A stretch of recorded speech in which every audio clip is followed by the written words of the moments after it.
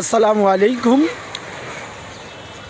আপনাদেরকে আজ দেখাবো যে এই সবুজের সমারোহ এখানে দেখবেন গ্রাম্য অঞ্চলের ঢাকার মধ্যে যে গ্রামের ছোঁয়া তার একটা নিদর্শন।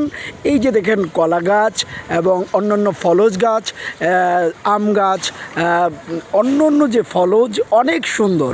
আকাশ মেঘাচ্ছন্ন, চতুর্দিকে কালো মেঘে ছেয়ে গেছে।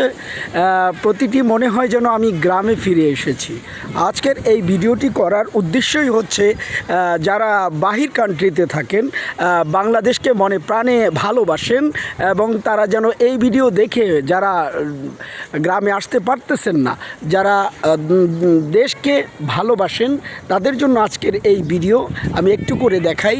এদিকে সবুজের সমারোহ, এই গাছ থেকে যে আল্লাহ রাব্বুল আলামিন আমাদেরকে অক্সিজেন দান করেন তারই একটা নিদর্শন। কেননা আল্লাহ রাব্বুল আলামিন এই গাছের মাধ্যমেই আমাদেরকে অক্সিজেন দান করে থাকেন।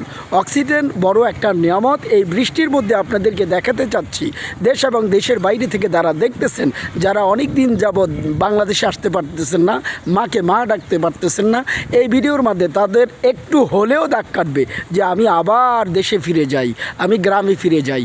আজকের জন্য এই ভিডিও সবুজের সমারোহ।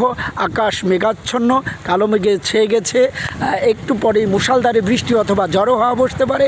এই যে দৃশ্যগুলো যদি বাংলাদেশের দৃশ্যগুলো দেখেন, দেশের জন্য একটু হলেও মায়া হবে।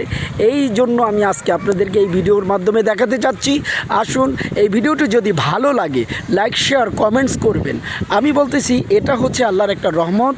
কেননা এই দেখেন যে সবুজের সমারোহ, সুন্দর প্রাকৃতিক দৃশ্য এবং কালো মেঘে ছেয়ে যাওয়ার মতো।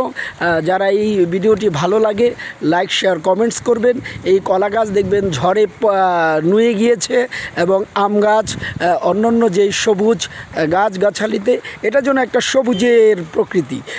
আসলেই আল্লাহ রাব্বুল আলামিন এই গাছের মাধ্যমে আমাদেরকে অক্সিজেন দান করে থাকেন। এটা একটা ওই ব্যক্তি বুঝতে পারে যে অসুস্থ অবস্থায় অক্সিজেন কিনে তারা গ্রহণ করে। এই গাছের মাধ্যমেই কিন্তু আল্লাহ রাব্বুল আলামিন আমাদেরকে ফ্রি এবং যে অক্সিজেন দান করেন তারই একটা নিদর্শন। আকাশ মেঘার জন্য যদি ভিডিওটি ভালো লাগে লাইক শেয়ার কমেন্টস করবেন, এই প্রত্যাশায় আজকে বিদায় নিচ্ছি। আল্লাহ হাফেজ।